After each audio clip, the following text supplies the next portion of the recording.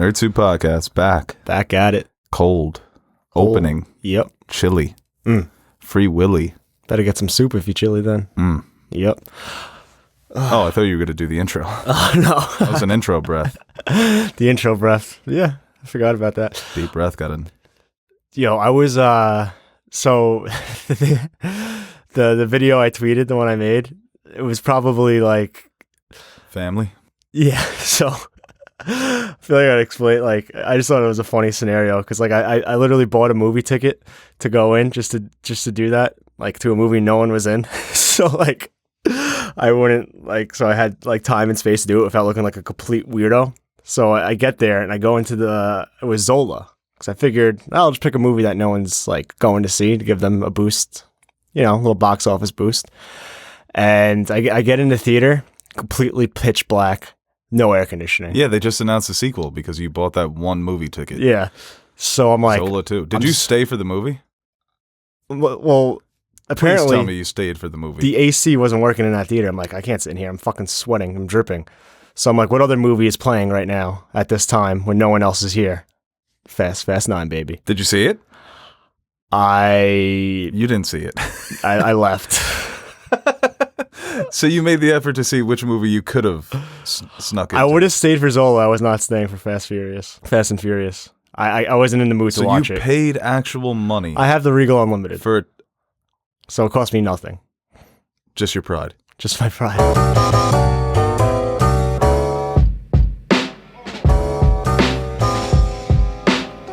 Hello, everybody. Welcome back to another episode of the Nerd Soup Podcast. I am Bo Oliver, joined here today with Aaron the Nerd Soup Monkey, and we are about to talk about the world of Hollywood, movies, TV, video games. Listen to this podcast, of course, on YouTube and Spotify, iTunes, Google Podcasts, all the place for podcasts. Follow us on social media at Nerd Soup, Bo Soup, Nerd Soup Monkey, and like, share, subscribe, leave us a little review, do all that stuff. It helps the show. But I felt bad because I left like I walked out of Zola. I'm like, it's like, is there like an AC? Is like anything gonna happen? They're like, oh no, that theater's like broken. Like, so like the movie's still gonna play. So I like went through this whole thing where I had to change my ticket to get in the Fast and the Furious, put all this work in, and then I go in the movie. Only one there, even when like the movie was gonna start, and I'm like, I feel bad if I just leave now. So I watched like the first 20 minutes. I'm like, I can't sit here anymore. Bad for business, man. A broken AC. Very bad. Especially in the summer. And I think, speaking of ACs, let me go turn off that AC in the other room. Okay. You could just take it over. Just one minute. See how good you are. One man the pod? Yeah. All right. You don't think I could do it? No. I don't want to get into the stories without you. Yeah, go ahead. All right. Well, I guess let's look at the old outline here. I think the first story is, the trailer for What If, the new Marvel Disney Plus series coming out on August 11th, which is an animated series that goes over kind of what if scenarios. You know, what if T'Challa was Star-Lord? What if Peggy Carter was Captain Britain? What if my podcast host didn't leave and left me here by myself? These are the questions they're going to answer in What If. Don't ever do that again. What if? You know, I'm excited for this, actually. You are? Yeah, the trailer was... The animation style is different. And some of the scenarios they get your mind turning. Because with the comics, we're seeing it with Loki, that it is endless. The possibilities are endless, and they'll make and write and produce any sort of story. So they have a lot to pull from when the comics did this as well. And bringing back the actors who played these characters in live action to voice some of these characters. Except for Paul Bettany. Except for Paul Bettany, right, yeah. That was the most noticeable thing. I'm like, oh, that's Chadwick Boseman. Oh, that's Chris Hemsworth. And then Vision comes in and is like, hey, y'all. It's me, Vision. He sounded more like Ultron than he did Paul Bettany. And Paul Bettany's done the voiceover work. Maybe he just thought that was beneath him now. It was a small clip. Maybe it was one of those things where that wasn't actually him talking, but it was very, I'm like, that was interesting. Yeah, because they even got Robert Downey Jr. there at the beginning, where it's the beginning from Iron Man, and he's saved by Killmonger. That's an interesting one, because that's, I didn't know that was going to be a scenario in this.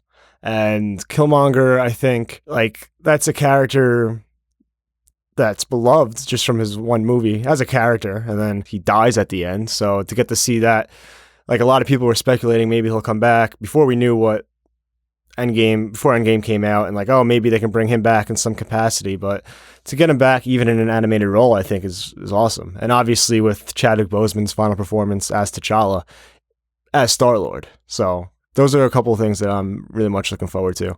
That is an interesting dynamic. Chadwick Boseman as T'Challa and Michael Rooker as Yondu. Two characters that are as far opposites as you can get. But he seems to have some of that Star-Lord to him. Right, like, just that, I guess that upbringing as a Ravager kind of brought out the same personality as... Same accent. Peter Quill had. Yeah. So... Peter Quill still had the Missouri accent, and T'Challa still got the Wakandan accent. Yeah. After spending years in You're just born with the accent, apparently, right? That's why both the Nolan brothers have different accents. But like when he's like waiting for his backup and thing, that's like a very Star-Lord-esque situation. Maybe he didn't grow up with the Ravengers. He just got picked up as a teenager. Just got signed. Yeah. Like Messi. They kept an eye on him. Brought him up to the pros, right? How'd they get into Wakanda? I guess they'll tell us. Well, they're aliens. I imagine aliens. Alien tech and Wakandan tech is probably more similar. It took Thanos a little... Well, not Thanos, but his Goonies. Took them a while His to get Goonies, in. no, yeah. Thanos just strolled right in. Just kind of opened the door. Hey, man, that dude Claw used to sneak in. He was a... He didn't look like the smartest guy. Yeah, how the fuck did he get in? I don't know, man. He was able to wiggle his way in. It's like a fake mustache. I wonder what's... right. I wonder what the relationship is going to be between Tony Stark and Killmonger. That, to me, is the most enticing out of all these what-if scenarios. And also Peggy Carter as Captain America. You would think that she would be on the list, right? She's a capable soldier. She's smart. She had their trust. If all else fails, you give the serum to Peggy Carter and watch her go to work. Captain Britain, or as she calls herself, Captain Carter. I would have liked to have seen that in live action. Hey, Captain Carter. Well, that's the thing with these what-ifs is they're going to be good, and everyone's just going to be like, can you do this in live action? Can we see this adaptation? It's going to be a lot of fun, I think. Yeah. It's going to be an interesting week to week where you get a new story. Kind of like an anthology, right? You would imagine it's going to be... Well, it starts on August 11th. So you imagine week to week it's going to be a new scenario. Mm-hmm. Maybe 30 minutes, maybe a bit longer than that. What do you think about the animation style? I like it. Yeah, me too. And I think, like you said, with the Killmonger and Tony, I think that's, the more I think about it, that's the one I'm looking forward to more. Because... I wasn't expecting that. I wasn't expecting an Iron Man story. Me neither. And I think that with Killmonger, too, like his motivation, obviously, is probably still to avenge his father against Wakanda. Yeah, And maybe how this to is what if Tony Stark steered him in a different direction. Or what if he steered Tony in a different direction? So we need more weapons. So it's like fucking Iron Man and Killmonger, if he even becomes Iron Man. Yeah, it looks like he probably won't be. not. No. Yeah. Maybe he funds him, or he creates a suit for Killmonger, and he becomes Iron Man. You could very much tell, though, and this isn't a huge criticism, because I think it's very cool they got the actors' voices. The difference between experienced voice actors and actors doing, like, not everyone could be J.K. Simmons. It changes, man. Yeah. You can really hear a noticeable difference. When they released that clip a few weeks ago of Zendaya voicing Lola Bunny, everyone watching it was just like, this is Zendaya. This isn't a voice coming out of Lola Bunny. This is not convincing whatsoever. But their voices are synonymous with the character, so I think that helps a lot. I think you can obviously, if you're an actor, there's obviously potential for you to become a good voiceover artist. Oh, I think it's not an easy transition, but I think with having that skill set already, you can, with time and effort and practice, get to like be very, very good at it. Yeah, I think it's almost easier the other way around. You see so many voice actors come to live action, and they're kind of just great. Well, they are like a lot of them. The good ones. It's almost more acting. The good ones act right in the booth. Yeah, I always like watching those videos. Yeah, me too. Mark Hamill and Conroy just yelling at each other. I think we're both excited for What If. That's going to be the next one after Loki, right? Yes, yeah. Loki is coming up on the season finale, and we'll have our review out in a few days because Disney loves to copyright our reviews. That is true. And we like putting the clips on the reviews. We don't like just dropping the audio only. So that people have something to look at while we're reviewing and giving our commentary. Disney just doesn't give a fuck. Nope. They copyright the dumbest things, dude. They've gone to still images, where it's a clip leading into a still image. So give me that. That's mine. Oh, that belongs to me. Sorry. We're going to buy Apple one day. Haha. They're going to buy us. Yeah, so What if Apple buys Yeah. Disney? What a nightmare. what if Apple buys Disney? Wow. What if we owned Superman and made a good movie? I'd love to see that, Marvel. What if? Oh, if Marvel owns Superman? Yeah. No, that would be too hard to watch. All right, let's move on to the next story here. We're talking another trailer. What if Succession continued for 2 or 3 more seasons? Because that's the plan, according to the showrunners. But we're talking about season 3 because we just got the first look at it. It was a good trailer. You mentioned it on Twitter. Cocky Kendall. Looks like he's ready to finally step up face to face with his father after some unsuccessful attempts in season 1. Season 2, he was down bad. Now he's back up because he got the weight off of his shoulders at the end of season 2. He finally freed himself from being under his father's control. It's a different thing to now fight against that man because obviously Logan Roy is someone who likes to control everybody. It's not so much just his immediate family. He wants to be the king. So we got somebody taking shots at the king once again.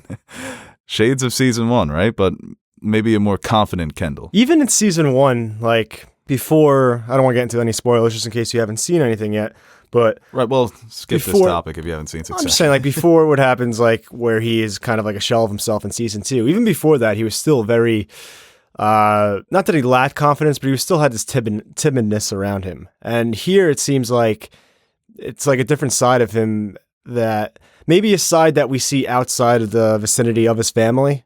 Now he's bringing that into that circle where Right. he doesn't care. He played his hand, and now he's just putting all of his confidence in himself that I guess he made the right decision. And I mean, this show is probably the best show on TV right now. Season 3 got delayed a little bit because of COVID, but I really can't wait for this. The week to week is going to be, I think, a lot of fun within the Succession fandom because it just looks like more of the same. And when that same is top tier television, that's all you can ask for from this trailer.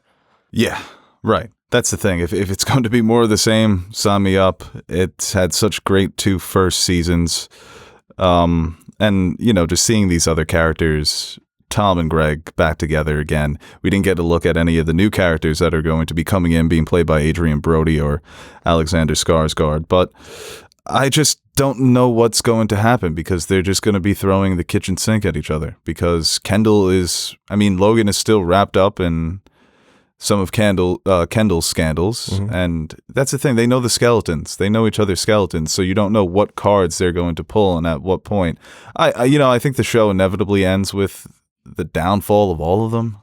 And Yeah. people always make this point that all the characters are unlikable, but Kendall always there was a morality to Kendall that wasn't really present in the other characters. He's done fucked up things, but maybe a line or a moment, an insight into how he thinks, you can see, okay, maybe he's the most normal out of the bunch. So he would be the one to finally break away and then take it down. And it used looks to like he's be- trying to get Shiv on his side here. Yeah. Well, it used to be in season 1, that was what I thought of Shiv.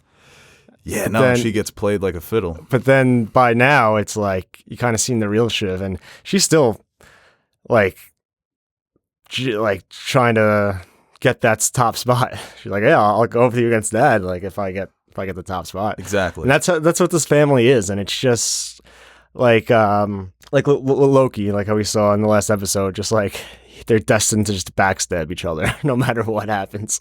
And they're at least a little bit more upfront of what they want. They're not like, they're still going behind each other's back, but they're also very blunt about it. And that creates just such a unique dynamic, a unique family dynamic within this show that is just, I think, unparalleled. I love the family dynamic when it comes to shows like this. That's why I always love Godfather. Powerful families, seeing their relationships with each other. And I think in The Godfather, they were more so on the same page. In this show, they're not. Because they all have their egos, and they're all so fucked up because of the way they were raised by Logan and Logan's wife, Claudia, her name is, right? So they carry so much of the baggage. Marsha? No, his second wife, Kendall's mom and Shiv's mom. Okay.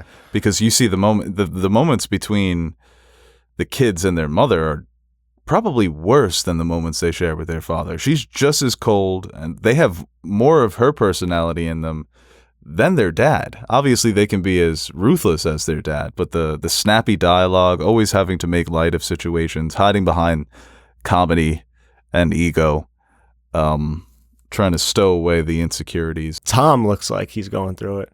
He's probably in the worst position, to be honest. Like, just his overall, like, his connection to the family through Shiv, and then obviously, like, the way that relationship has developed, and kind of the way he always feels like he can be left out to dry at any moment. Yeah. Really, all of them can too, but him and Greg in particular, not having that being actual family. My cousin Greg, but yeah, it's still not fully part of that inner circle. They all just want what Logan has. That's kind of what they're all fighting for. They're just fighting for his favor and trying to get as much power as they can. Power corrupts, man. And I didn't like Tom at first because he was such a suck-up, and the way that he picked on Greg always annoyed me, but their dynamic obviously became one of the best of the show. But all of these characters are just so well written. They're all so funny. And like everyone says, they're not likable, but you're kind of just waiting to see who's going to come out on top. You can't take your eyes away from it. I did like when Logan laughed at Kendall's terrible comeback.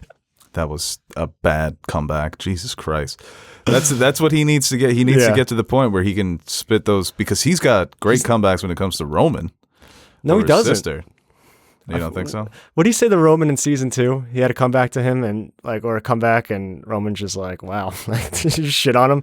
He's too slow at his delivery. He's too slow. Well, Roman's quick with it. He's like, Kendall's good when he's mean. No, you are. He needs to be mean. Says it like with a question mark. Yeah. Roman actually, he may be the wittiest out of the bunch. Just doesn't know how to do anything. But he's getting better. Good trailer. Yes. I'm excited to see the guest stars. Two dudes that charismatic, throw them in the middle of this show. The guest stars in the first 2 seasons were really great, really standout characters, and I imagine it's going to be the same.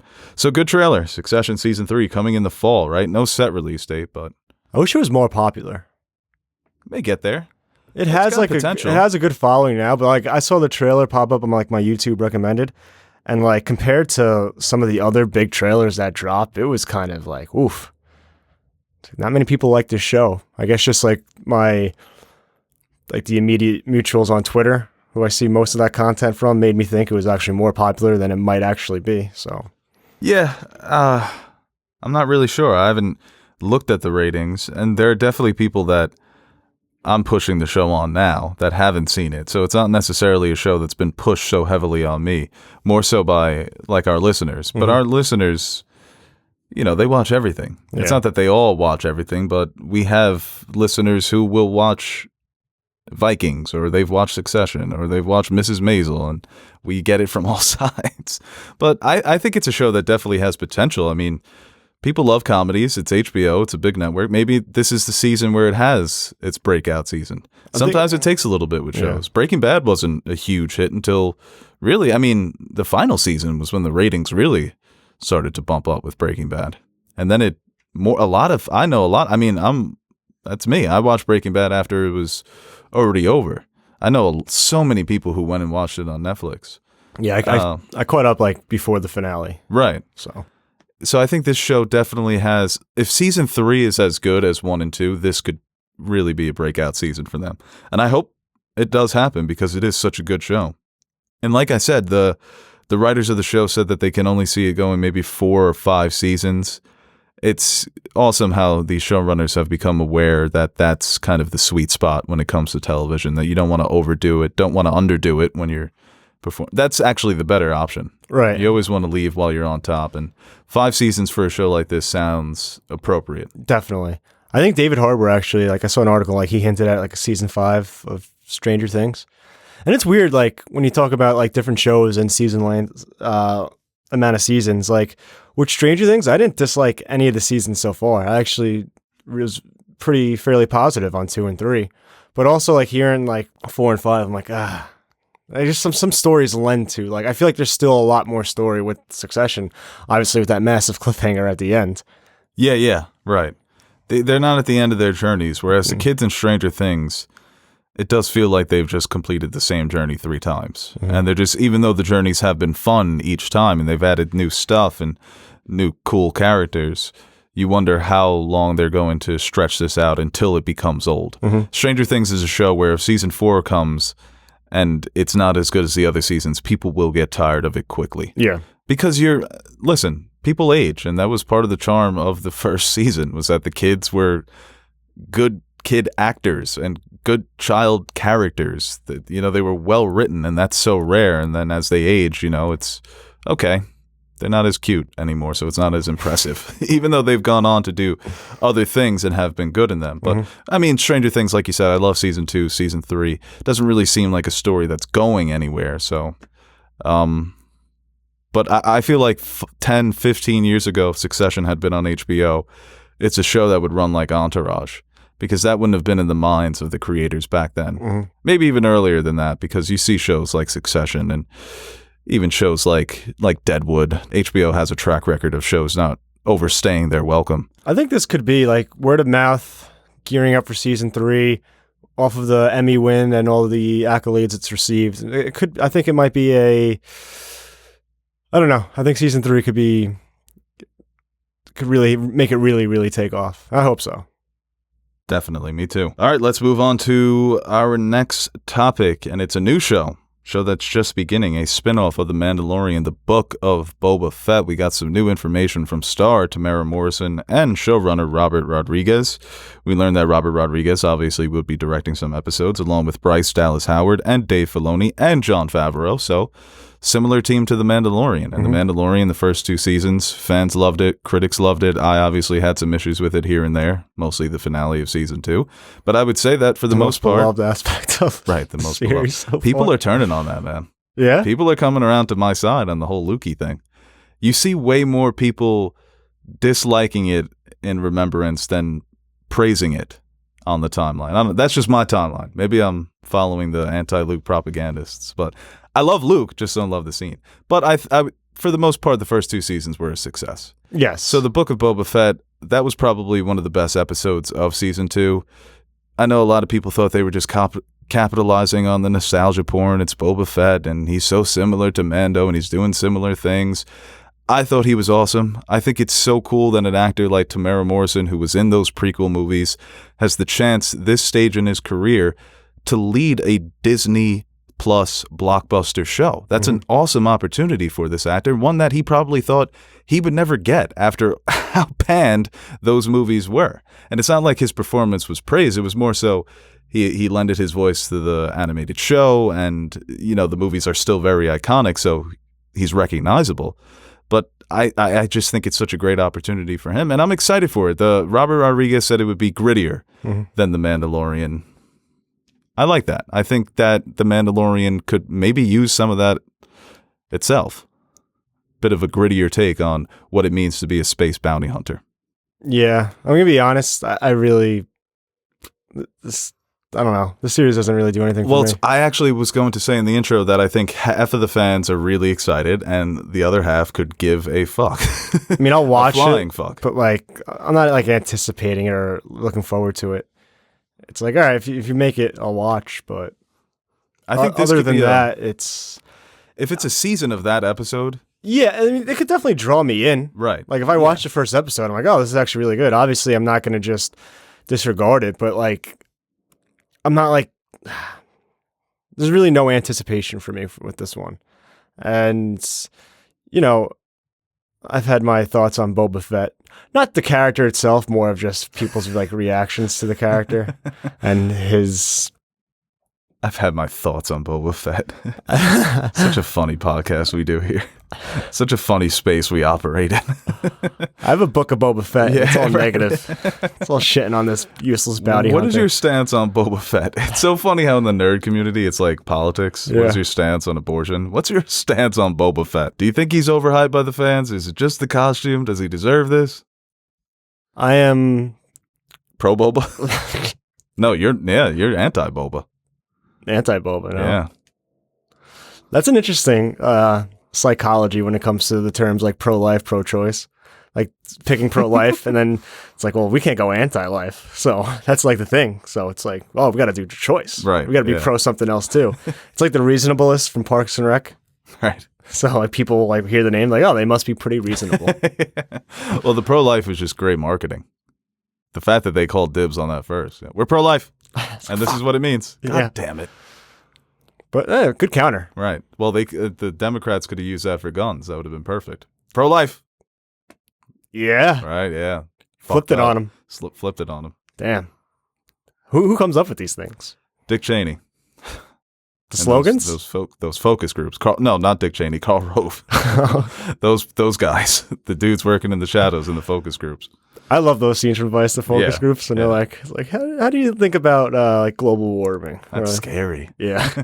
What about climate change? Focus groups and the boys were funny too.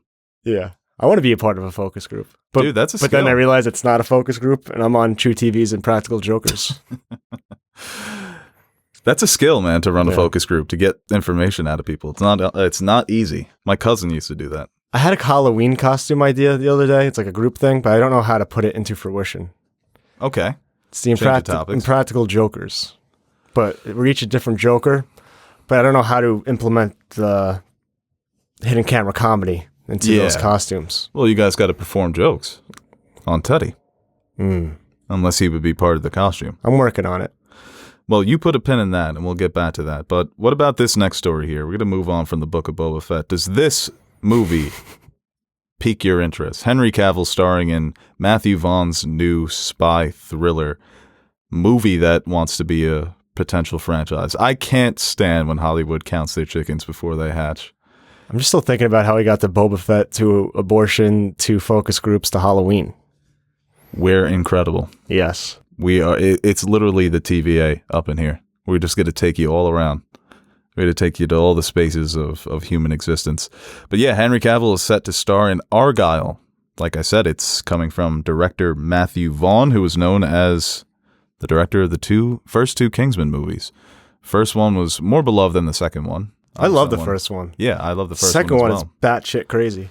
Second one, yeah, it's a little ridiculous. People are coming around on it, I think, because of the Elton John scene, which is hilarious out of context. That's like the worst one. Right. Well, when he stops the dog, Rocket Man. Out of context, it's hilarious that Colin Firth is backing away from a robot killer dog, and then it recognizes Elton John. That might be the biggest case of like, oh, you like this? Well, here's that. It's like obviously you're, leaning into like overblowing the tropes of classic spy movies, but keep it at that. Don't like do it. Don't ramp it up to 1,000. Yeah, that's why the first one works. Keep it so a little well. more subtle, because if someone just watches Kingsman and not really familiar with any other like those type of movies, they'd be like, "Oh, this is just an awesome movie." Right. But yeah, This one. I has am interested for Kingsman though. They had a trailer for that, right? Yeah. Yeah, I totally didn't even watch that trailer. Forgot to put it on the outline. I think I'm more excited for this. Henry I think I'm more Cavill's excited for spy this thriller. because it's going to be. Yeah, that's the story we're on. You know that, right? Yeah, Okay. what You I'm reading saying. it to yourself, Henry. you're Cavill's spy thriller. excited for a Henry Cavill's spy yeah, thriller. right. That was a Tom Hiddleston delivery there. Ooh. I think because Matthew Vaughn, his last movie was Kingsman 2, but I think with this he'll have the opportunity to get back to his spy roots with Kingsman, but make it a bit more mature, maybe a bit more serious. It doesn't have to be a commentary on the spy genre. It could just be a new way to tell a spy story rather than commentating on it. And Kingsman obviously had elements of that for sure. But a lot of it did come from the Bond movies. I'm just confused how you just come out and say we're starting a franchise. Yeah, that's why I hate that. I hate that so much when they're like, It's like, dude, this if is your planned first movie sucks and bombs, there ain't no No, franchise. there ain't no franchise. But I mean, with the cast, I mean, that's just going to. absolutely. You have stacked. hopes. Yeah, Sam Rockwell, Bryce Dallas Howard, Bryan Cranston, Catherine O'Hara, John Cena, and Samuel L. Jackson. Dua Lipa. And Dua Lipa, yeah, pop star Dua Lipa will be appearing in the movie and providing the music. So, little James Bond flavor, right? Get Yeah. a pop star fame. I'm sure she's famous, right? She's got to be famous. You don't know what Dua Lipa is? I don't know any of these kids these days. Do some YouTubing later. Thank me later. I know Lil Nas X, that's it. Oh, I don't want to Spotify her. I want to YouTube her. The music's good, but Okay, Yeah. yeah. I'm catching that. She's a great visual artist. Exactly. And, you know, All the single ladies.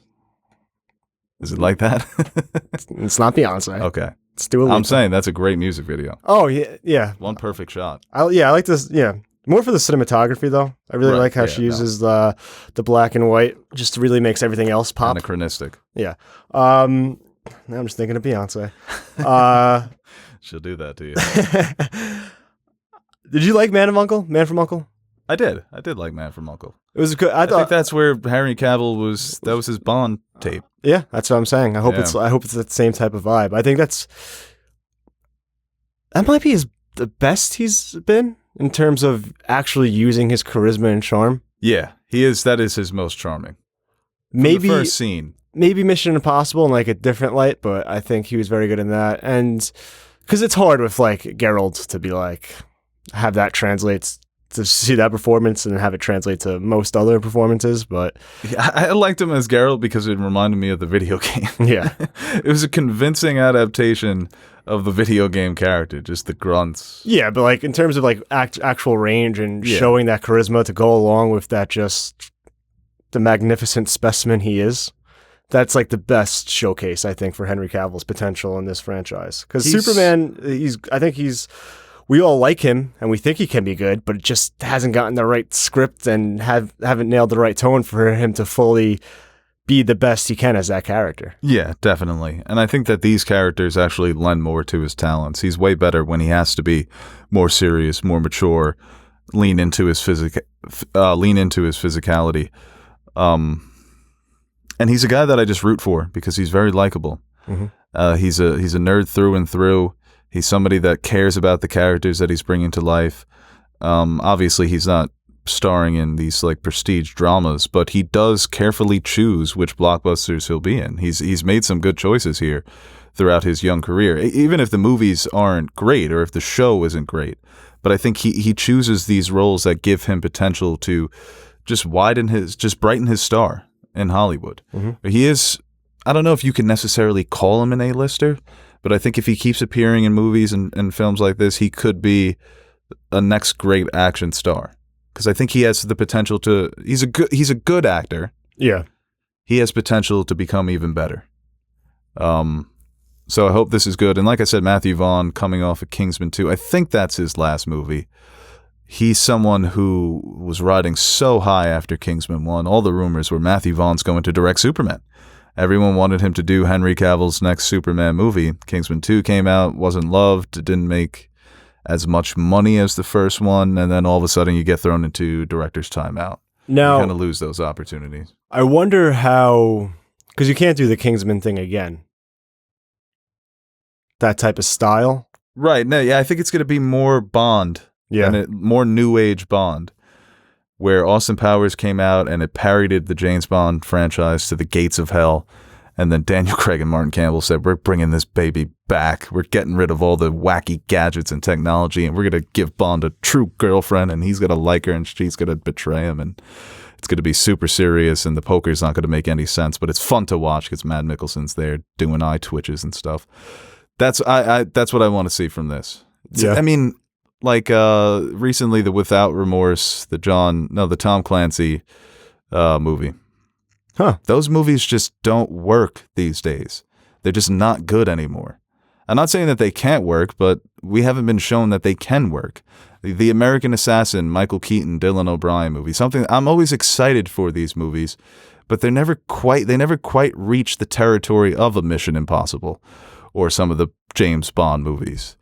And those movies, they stay within the PG-13 window. So I think these spy thrillers need to become more brutal, more realistic, and maybe offer some real-world commentary like Mission Impossible and the Bond movies have done at times. Obviously, it's not so realistic, but, maybe that's the way to go with this. I forget what like the last Jason Bourne movie I saw.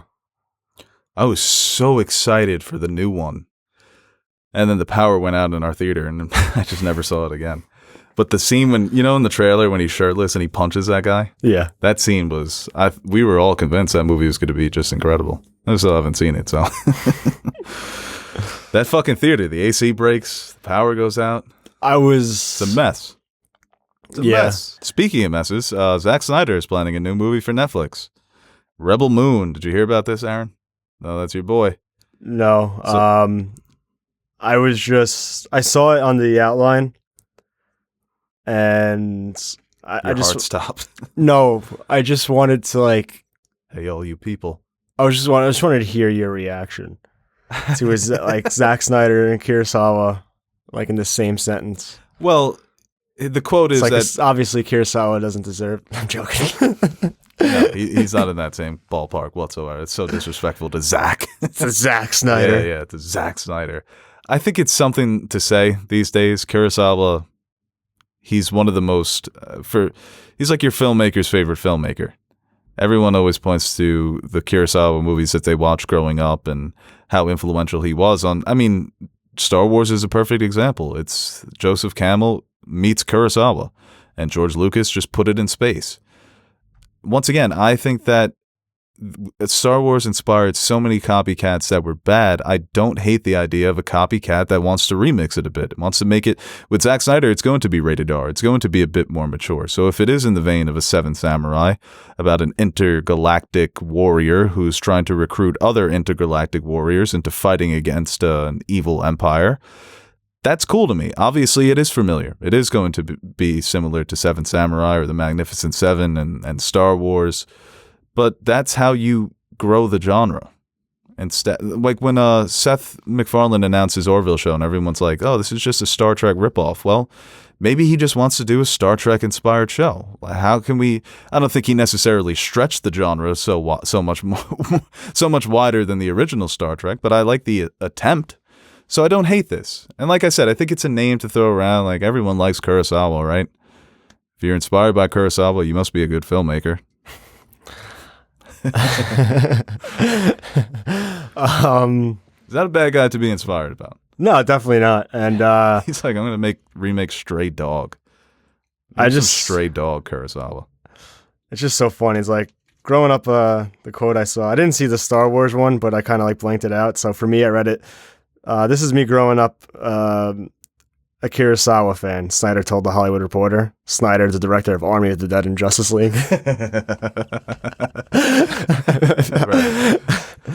I kind of like skipped the Star Wars part though. That's the way I saw it, and that gave me a good mind laugh in my mind. Yeah, if it was like Villeneuve, it's okay. Yeah, Yeah, director of Blade Runner 2049. yeah, but that gave me a nice chuckle. But yeah, obviously, You know what gave me a good chuckle? Steven Dorff. Did you see his comments about Marvel? no.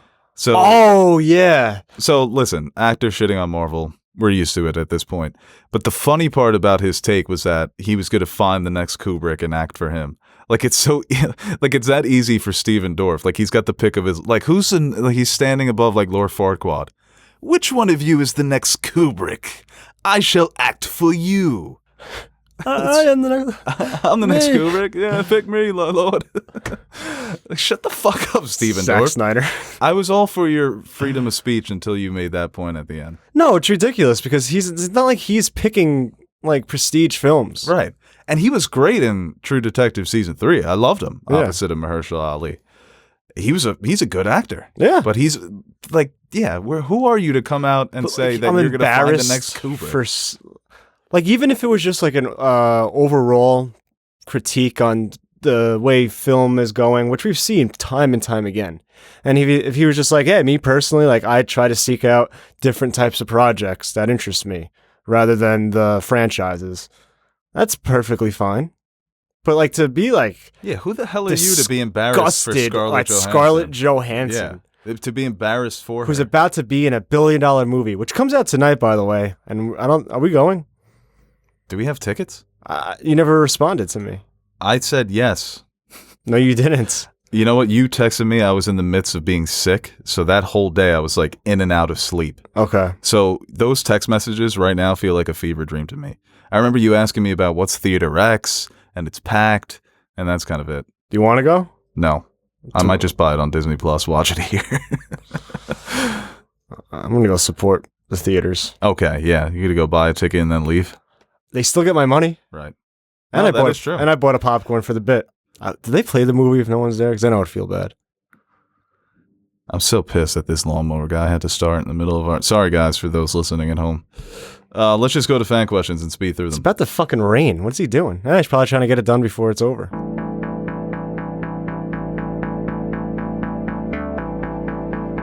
That's for the fan to decide. Yay! People you call up to the show, you better be ready. That's what you're supposed to do. Sitting there arguing and you're trying to spell your name and all of this other stuff. It's not your show, it's my show. I'm giving you the opportunity to speak your mind. Don't call up here unless you got something to say. Oh, this is a good first question here from Danny Idaho. At Danny from Idaho. Would you rather see No Way Home or a movie where Christopher Nolan's Dark Knight and Snyder's Superman are in the same universe? Nolan would be director, by the way. That's the key.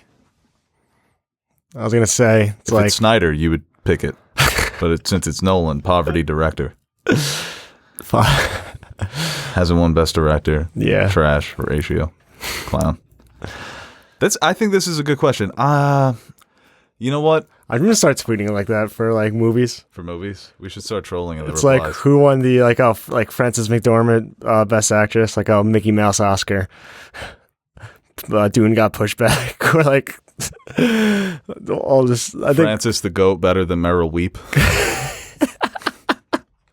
Plus ratio, plus clown. what was the first one again? No Way Home. I think I would pick No Way Home because we've seen Batman and Superman. It's not a great movie. Yeah, it's just different. Like we already have we have the Dark Knight trilogy. We have Batman versus Superman. This is something I haven't seen before. And it's like you can kind of piece together like what a good Batman versus Superman could be, because I still think Batman is very good in that movie, and he's like the best part of that movie. So it wasn't the Batman aspect of it. Obviously, Nolan would make a better movie with Superman and Batman and having this conflict, but I have enough with the Dark Knight trilogy and enough with Batman versus Superman to be kind of satisfied in that sense. If Nolan came out and said, I really want to do this, I want to get Christian Bale back, I've convinced him, I have a vision for these two characters to exist within my Dark Knight universe, maybe I'd take that option. But because it's just No Way Home is something that is definitely going to happen. And like I said, we've seen Batman and Superman. You've seen it too. I mean, you said that too. With No Way Home, especially after Loki, it's almost like a guarantee that these other Spider-Men are going to be in it. And they've explained it, how it's going to work. That there can be variants of every single fucking character until the end of the world. So, yeah, I'll go with No Way Home. This question here. Remember when Loki enchanted Valkyrie in Thor Ragnarok and saw a flash of her fighting Hela? I thought that this version of Loki didn't know how to enchant people. Any theories on how or why? I think that's a case of he just learned it. Maybe Loki in 2012 didn't know how to enchant people, but there was a lot of time that we didn't spend with Loki where he was just on Asgard pretending to be Odin. So it's a possibility that he was working on his magic, and that's a power he later develops. So I think that's a good point. He did straight up enchant Valkyrie, and in the show he's like, I don't know how to do that. Did he enchant her, or he just got a glimpse into her? Well, that's what she says the enchantments are, right? Yeah. It's you put them in their own memory. But she was subdued. And he also wasn't good at it. No. Sylvie puts you under, and obviously a Valkyrie is probably trained to withstand that. Yeah. So, yeah, I'm not sure. I guess that could just be one of those things. I think someone pointed out to me, I don't know what the Frost Giant? the specifics are on that, if no magic works. And I think Odin physically changes him. Yeah. So his true state is that of an Asgardian. And when he goes back to Jotunheim, he reverts back to it. Okay. Yeah. Love that headcanon.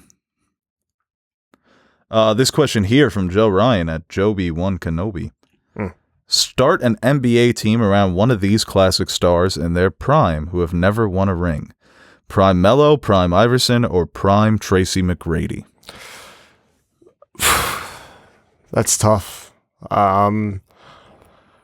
People had this debate going on the timeline a few days ago. Prime Melo or Prime McGrady.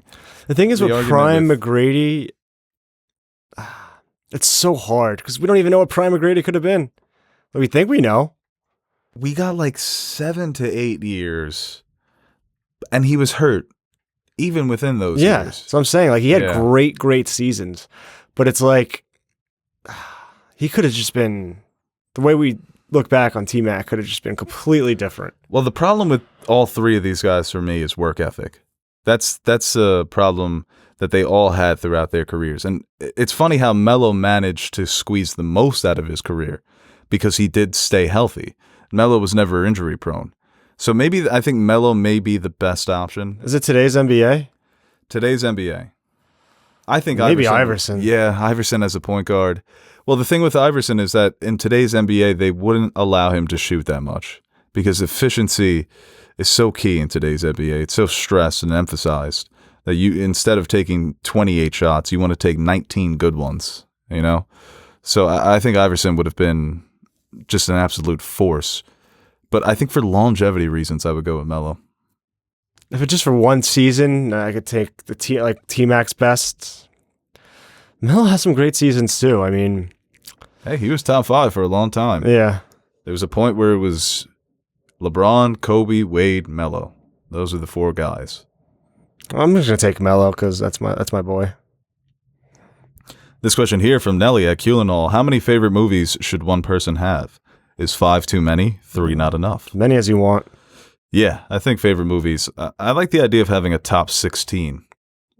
It's only because on Letterboxd you can crop it and the first There's 16 so many movies of a list look Different types of movies, different genres, different. It's just so many things that like, you know, I can love Superbad, but also like love Mulholland Drive, but in different ways. Same thing goes across with the guy like Goodfellas. I almost said Godfather. Wow, I must be. Whew.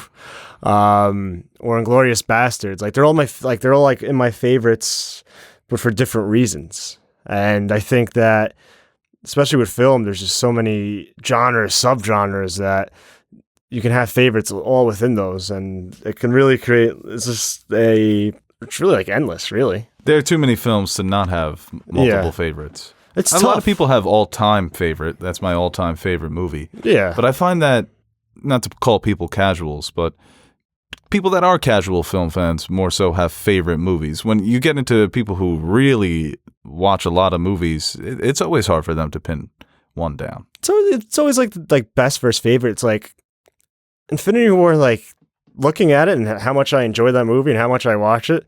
Like just, you know, it's a little recent, but I just put that in like one of my favorite movies because of just how much I enjoy it. Yeah. And then like right next to it, I can have like, I don't know, Pan's Labyrinth or something. Right. It's like, it's just, I don't know. There's too many who I try to like, even when like you do top 5s, it's just, you leave off so many and then it's, I think, yeah, just as many as you want. This question here from Gerard at Gerard Starnes. Do you think that shows like House of the Dragon or possible shows like Robert's Rebellion and Dunk and Egg could show enough of the old Targaryen family to somewhat justify Daenerys' turn to madness in season 8? No, you're never going to be able to fix that. Somewhat justify it? It's there in the show already. I mean, you can go back and show how crazy her father was, but we know it. We've heard the stories time and time again. They always talk about flip a coin when it comes to the Targaryens. This was always in the cards for Daenerys. It just didn't make sense from a storytelling standpoint. The moment's great.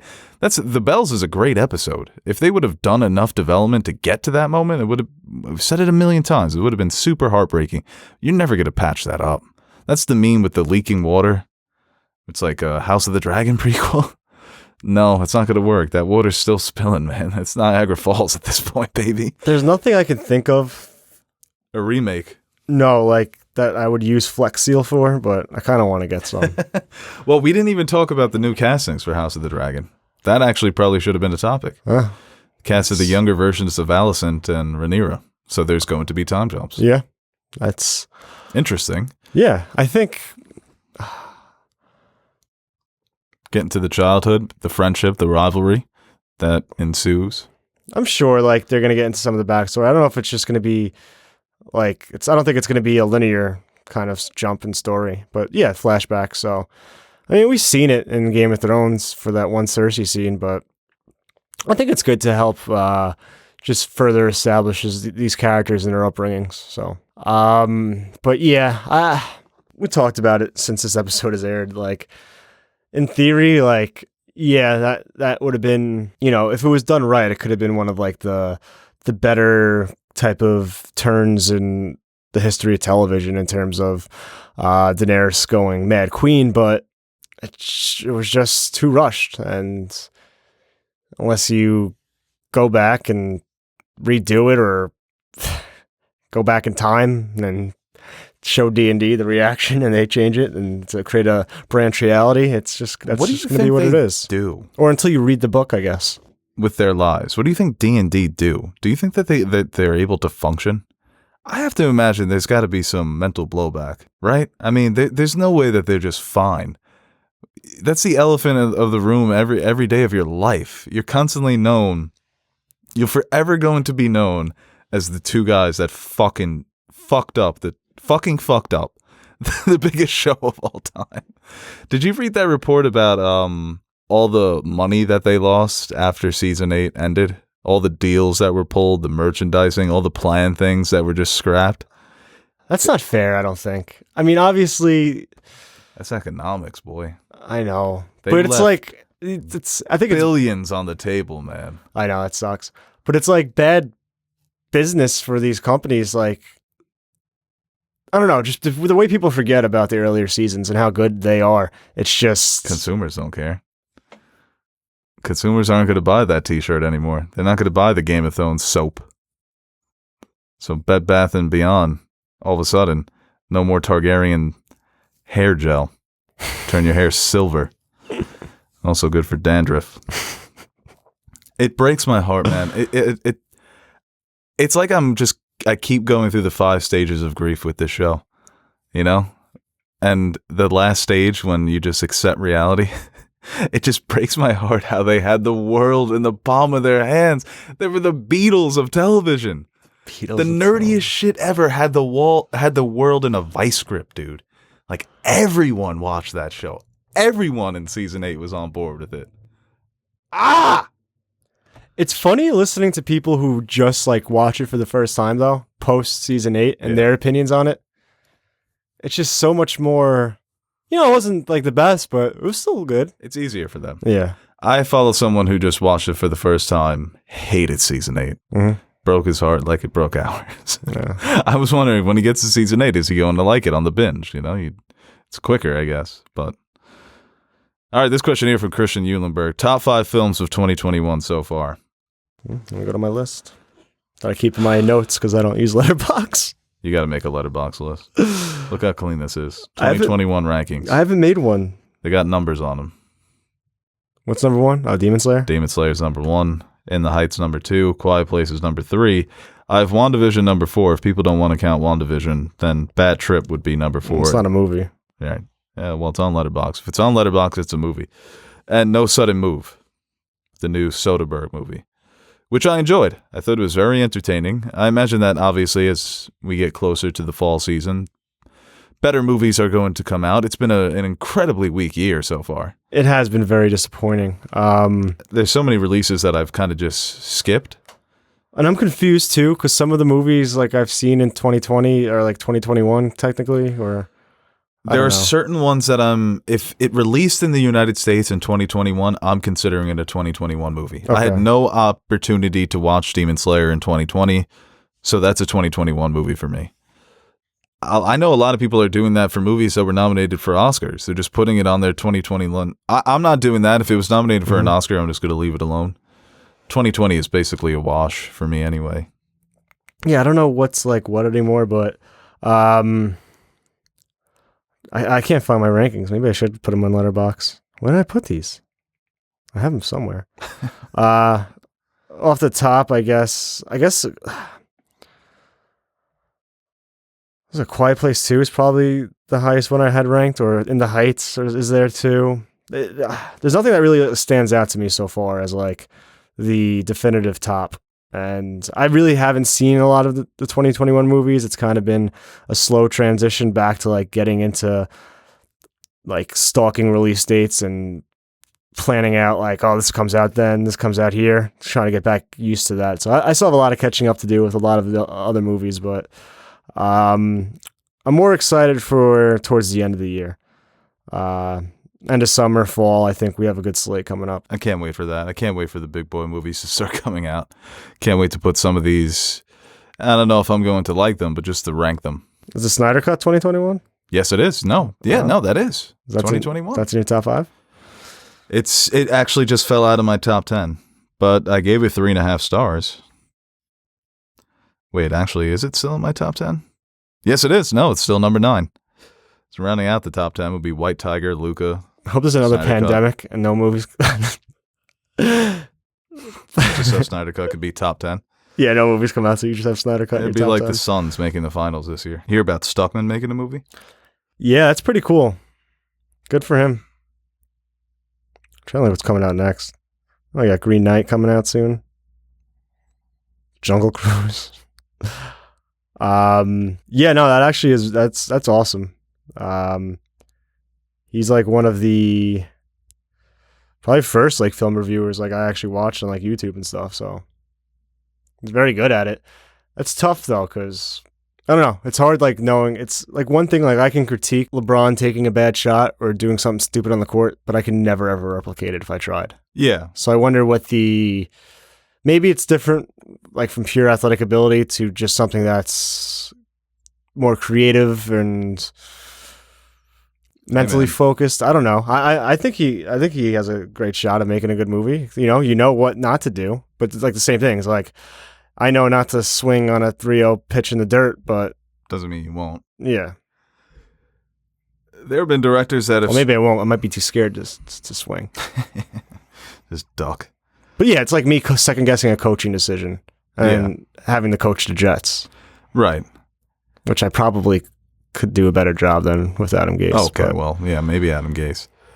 I mean, there have been filmmakers in the past who started as critics and then went on to be very successful. It seems like this is something he's wanted to do for a long time. Yeah, it seems I like that's how he started, like, making movies, and then Yeah. that just turned into, like, going into his field of film criticism.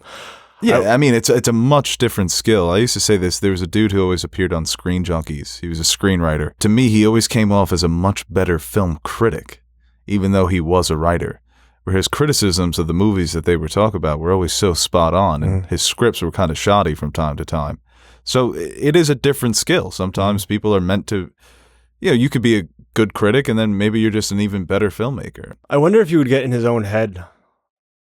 Like, That could happen. It's him like, doing something and then being like, that's something I criticize right, yeah. this director for this movie. And maybe you end up get making to- your movie too perfect. And then Yeah. it sucks. or like you make some of the mistakes that you criticized in the past and people point that out. Like that's a tough task. Yeah, it's kind of daunting in a way, because people are going to, as much as people are going to support him that are fans of him, there's always going to be a number of people who are waiting for him to fail so that they can turn it on him. They can Right. turn the microscope on. You've made all these critiques. Now let's see if you can. You don't do it. like this movie. Well, remember your movie? Right, exactly. Yeah. Yeah, no, that's what he's setting himself up for. But I hope it's enjoyable. I hope it's something that he enjoys doing. Yeah. Or it's something that he can be proud of. Fuck everybody else at the end of the day. He's obviously been very successful in this space, and he'll continue to make reviews, so it's not like he's going anywhere, but it's cool to see for him. He seems like a good dude. Definitely. Well, we talked about this like maybe a couple months ago. It's like if you made a movie, like what's like a percentage you would be happy with on Rotten Tomatoes? I'm going the 80s. Really? Yeah. Are you kidding me? I don't know. I go big or go home. If you got like a 62%, you wouldn't think you wouldn't I'd be a little Either disappointed in myself. him? Like I think I would take that. I'd A take that feature for the- film with 62%, thinking of the years and years and thousands and thousands and thousands of movies that are very popular that are less than that. It's like you made a movie that is higher rated than. I think if you're but you're not thinking about that when you're making the movie. I'm just saying, like after when you like Right. look back but on it. You're not like shooting for the 60% on Rotten Tomatoes. I mean, I guess you could be happy with it. You could be satisfied. Of course It's like, not. okay, I accomplished a movie. What about 62? And it But the was okay. 62 is very positive. Like Suspiria, Yeah. where it's just a movie that's ahead of the game. if you People weren't ready for it. you hit the right the people who like it are just like it gets an Oscar nom. not necessarily. Like it's one of those movies that want to get nominated for an Oscar. Okay. But the 62 Well, Vice was in or, like the 50s, 60s, and it got nominated for Best Picture. I'd but take that's that. an Oscar type movie. Right, I'd take that. Really? Yeah, if I'm going to be in the 50s or 60s, I'm directing a Vice. What about like a Boondock Saints? Terrible like critic reviews, but adored by fans. I wouldn't want that either. I don't want to become the cult director. No. Yeah, I don't want to be directing Bloodsport. And who's that one dude? I think he follows me on Twitter. The director, he's just out of his fucking mind. I can't remember his name. No, I'd be satisfied with like a 90. I've upped it now. What do you mean? I want to be called the next Kubrick if I'm doing movies. Because if I get like a 40, I'll never show my... That's the thing. That's why I can't imagine what D&D are doing with Steven themselves. Dorff's waiting for you. Right, yeah. This question here from Aaron at AaronWise99. How would you rank the Alien franchise? Well, and very much... Well, actually, no. I would go 1, 2, and then I would go Prometheus, and then I would go Covenant, and then I would go Aliens 3, and 4... Yeah, Aliens 4 would be the worst one. The Joss Whedon one. 4 is the worst. Where Ripley plays basketball. I think he... No, did he write it? Actors playing athletes. Did you see the Kurt Warner trailer? With Zachary Levi? No, I heard it's terrible, It's fucking right? terrible. Yeah. I would go 2 and 1 is so close for me. Talk about like just different genres, but still the same world, but like eliciting different responses. That's a toss-up. Because Yeah, it's right, like you said. it's like Ridley Scott did Ridley Scott, not Ripley. Like it's just such a perfect space horror movie, but like also like a great monster movie. And whereas James Cameron's is just like it's a great monster action movie. Yeah. And still has a little bit of horror elements into it. I think that's tough. For just to switch it up, I'll go 2-1 Prometheus, Covenant 3-4. Yeah. Whenever I'm in the mood for aliens, I'll throw in the first one. Because like you said, they're so similar. You said they're eliciting different responses in the same universe. And I like the response to 1, just for me, because it's just so scary to this day. The idea of being trapped with just the one. Mm-hmm. The action movie is different because you almost feel, I mean, they do get fucking picked off, but they got a fighting chance. And Yeah. one, it's just desperation. Yeah. Just trying to It's survive. new. Yeah, right. Yeah. All right, let's take one more question here, and then we'll wrap it up. Wrap it up. Oh, we'll take a fighting question from KO Box. Hey guys, big fan from Galway, Ireland. Do you think Conor wins this weekend? Who you backing? You're a big Conor guy. I wouldn't say that. You used to be. Is Conor's fallen out of your favor? I think sometimes he goes. It's a little too much at times. Yeah. I still think he's a very entertaining guy for the sport, and if he succeeds, the whole sport succeeds. So it's like you kind of want to see him do well too, because he's such a big draw. And I like Poirier too. It's like I don't know why. Like maybe I might be pulling for Conor a little in that regard, but as far as just like I don't know who's more likable, I feel like it's Poirier because Conor's very decisive. Because Conor's very divisive, but like. I think it's better for the sport if Conor wins.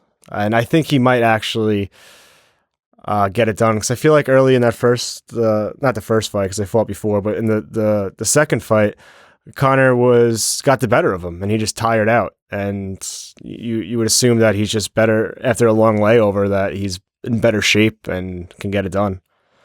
But it should be a good one. I'm excited. It is fun. Obviously, I'm not a huge fan of the sport. I can't even say I'm a fan of the sport. But it is fun when certain fighters are more relevant on social media, you know? When Conor's winning, he's, like you said, it's good for the sport. Yeah. Just from someone who doesn't watch, but who is entertained by seeing him say and do stupid things. And when they're winning, those things are usually shared more often. Yeah. People are more supportive of their wacky actions. Even if at times they can be criminal. Yeah, he's like, I don't know, but I do know like he's one of like his fight with Nate Diaz turned Nate Diaz into like a UFC fan favorite, just like people who've been around for a while and know the sport, to like a casual fan favorite. Right. Like that's just like the effect that he has on the sport and the people he fights.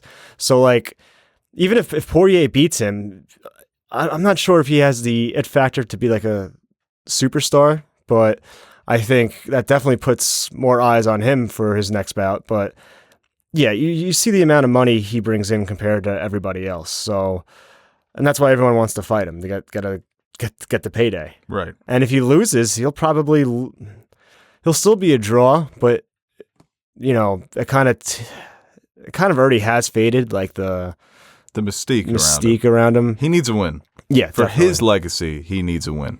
Or his career moving forward from now. If he wants to get back into that biggest fighter in the world territory, which he'll always be, because he's just a household name at this point. But you want to see, it would be a bit of a comeback for him. Yeah, definitely. Because I think after obviously, you take the Floyd fight because you make all that money, but that kind of derailed his... Yeah, he has. I mean, has he won since in the octagon? He beat Donald Cerrone. Right, okay. But, he got his ass kicked by Khabib, and that was supposed to be one of the fights of the century in UFC. So I'm rooting for him for the fans of the game because I think it's good for the games. I'm rooting for him like I'd root for... It's also hard because he already has everything. He already has some like that legacy. He has hundreds of $1 million, and I wonder how that bank account is looking these days. I think he was the highest paid athlete this year. Right, but the way that these fighters spend their money, man, that shit goes fast. Like Floyd Mayweather, whenever he takes a stupid ass fight, it's like, oh, Floyd's broke again. That's always my thoughts. I just don't trust fighters with their money. They're so reckless, and it's like rappers. Is that part of the appeal is just selling yourself as richer than you are, or you have to flaunt the money. You constantly have to flaunt it. You're a big baller and all this shit. So I don't know. Maybe maybe he'll be around for a couple more fights because he's talked about quitting, right, Connor? He's gonna fight a Paul brother. Yeah, 100%. Too big of a payday. All right, guys, thank you for listening to this podcast. We'll be back next week with Teddy, hopefully. He actually just started a new job, so his schedule's been a little messy, but we're getting it straightened out so we can get Teddy back here because the fans love Teddy. Teddy loves the fans, but you'll just have to settle for us too on this episode. Sorry for that. But yeah, like I said, we'll be back. Thanks for listening. Like, subscribe, do all that stuff. I don't know. Should I put my Venmo out there if you guys want to send me money? Just plug the Patreon, kind of the same thing. Right, Patreon. Yeah, Patreon. Damn, we were making some good points in that video. Hey guys, Aaron the Nerd Suit Monkey here. Before we end this video, I want to give a quick shout out to our Patreon supporters. What can I say about you guys that I haven't already said about myself? You are the most important part of the channel and the main reason we keep going strong. Like Bo says, you keep the lights on in the fridge so the fridge is full. Or something like that. So, from everyone here at Nerd Soup, I'd like to thank you guys for your continued support. If you're interested in joining the ranks of our patron supporters, head over to patreon.com/nerdsoup and check out the rewards we offer to our patrons. We recently dropped some new stickers for you guys to check out, or you could choose a tier that will allow you to select a movie, show, or video game for us to review. We've got a full slate of fan-suggested reviews coming your way, and we're really excited about the chance to review some of those movies and shows. We've also got t-shirts, mugs, behind-the-scenes videos showing how we bring our videos to life. And once again, thank you to all our Patreon pledgers who have been supporting us throughout the years. Without you, we wouldn't be able to convert all your pledges into cryptocurrency, so thank you from my future self for making us rich.